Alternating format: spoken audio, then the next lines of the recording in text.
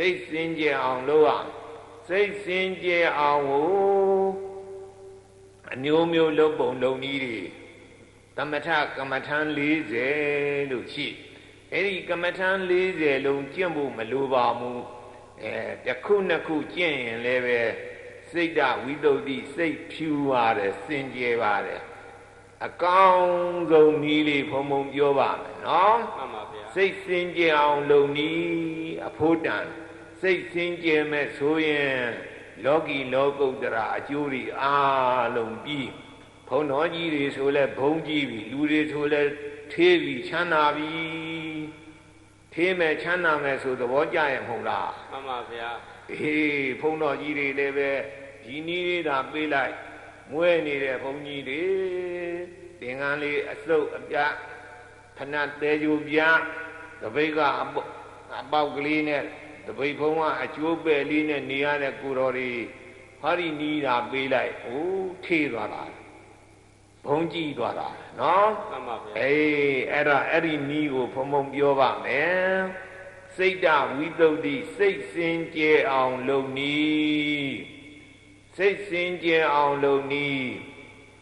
ဟောမတို့ဘုရားဂုဏ်တော်ပရိစိတ်မေတ္တာပွားတဲ့ဘာလို့ရမလို့ဘုရားဂုဏ်တော်စိတ်မေတ္တာပွားပါဗျာအေးဘုရားဂုဏ်တော်ပရိစိတ်ဒီဆိုရင်ဒီကိုတော့ဘုံကြည့်တော့မယ်မေတ္တာပွားပြီဆိုရင်ဘုံကြည့်တော့မယ်စိတ်တွေဖြူပြီနော်အဲ့ဒါလေးကိုဆရာတော်ကြီးဥယျံကုန်တပည့်ကြီးနည်းနည်းလေးတူတူပြောပါဆရာတော်ကြီးဥယျံကုန်ဆိုတာဟောဒီရန်ကုန်သားလေးနဲ့တိုးကြောင်လေးဘုဒ္ဓကြားဘူးကြလားကြားဘူးပါတယ်ဆရာတိုးကြောင်လေးရွာမဲဘုဒ္ဓယုံဆောက်ထားတော့တိုးကြောင်လေးဘုဒ္ဓဟောဒီဒီဘက်ကမမိုးရိပ်ချောင်းဝေးကြတော့တိုးကြောင်ကြီးရွာတိုးကြောင်လေးရွာတိုးကြောင်ကြီးရွာနှစ်ရွာရှိဘယ်နှစ်ရွာတော့နှစ်ရွာပါဗျာပါတယ်တော့တိုးကြောင်လေးရွာတိုးကြောင်ကြီးရွာပါဗျာအေးတိုးကြောင်လေးရွာတိုးကြောင်ကြီးရွာအဲ့ဒီတိုးကြောင်ကြီးရွာကကျောင်းသားလေးဟာသလောက်9နှစ်6နှစ်သားပေါ့အဲ့ဒီအရွယ်လေးမန္တလေးစာသင်ဖို့တက်လာဥစဉ်နဲ့ပေါ့အေးမောင်ကျောင်းသားလေးမင်းဘယ်ဟာတော့ရန်ကုန်ကပါလို့သူကအဲ့လိုပြောတယ်တကယ်တော့သူကကြွားပြောလိုက်တာတကယ်အမှန်တိုင်းပြောရင်ဘယ်လိုပြောရမှာတော့တိုးကြောင်လေးရပါတိုးကြောင်ကြီးရပါလို့ပြောရမှာသူက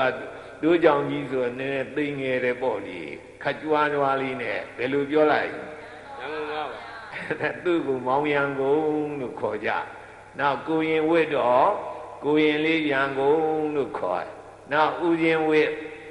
ဦးစဉ်ရန်ကုန်လို့ခေါ်တယ်နောက်ကျောင်းနိုင်ဘုန်းကြီးဖြစ်ဘုန်းကြီးရန်ကုန်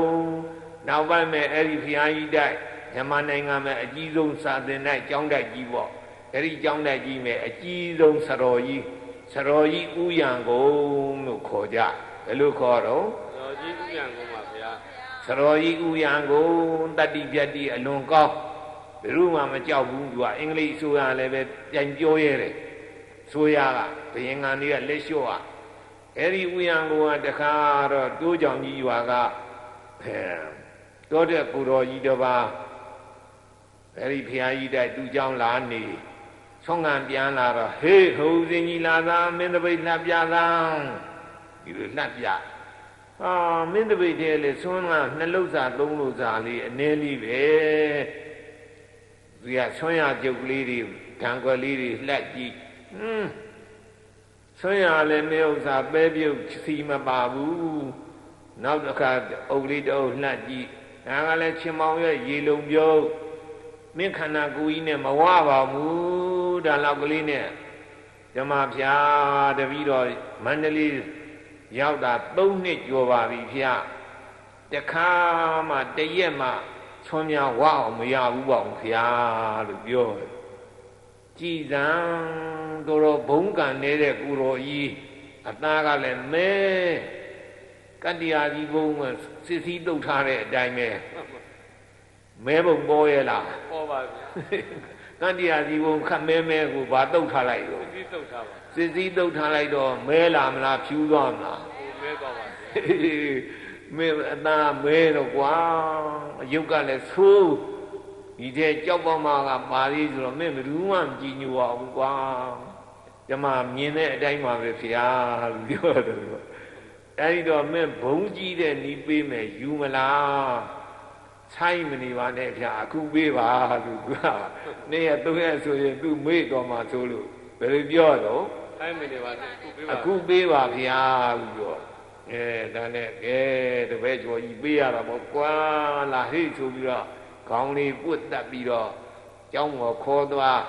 ကျောင်းပေါ်ကြတော့စိတ်ပရိတကုံပေးတဲ့ရောဟောဒီစိတ်ပရိမင်းအပိုင်ပေးပြီအဲ့ဒီစိတ်ပရိနဲ့မင်းတနေ့ကိုပရိမမနေ့10ပါးနေ့လေ10ပါးညအိယာဝန်10ပါးတနေ့ကိုပရိမ30စိတ်တနေ့ပရိမဘယ်လောက်စိတ်ရ30စိတ်ရမှာပါဗျာမနေ့အိယာတာ10ပါးနေ့လေ12နာရီ10ပါးပါဗျာညအိယာဝင်10ပါးပါဗျာတနေ့ကိုပရိမဘယ်လောက်စိတ်ရ30ပါဗျာ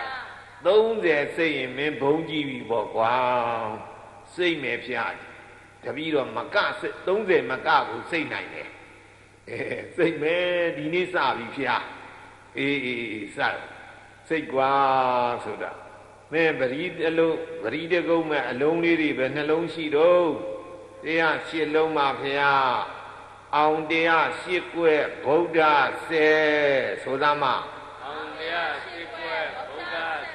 10ဗုဒ္ဓမြတ်စွာဘုရားရဲ့ဆက်ဆိုတာဆက်လက္ခဏာပေါ့ခြီးဘဝမဲ့ရှိတဲ့ဆက်လက္ခဏာအကွက်ကလေးတွေပေါင်းတရားနဲ့8ကွက်ရှိ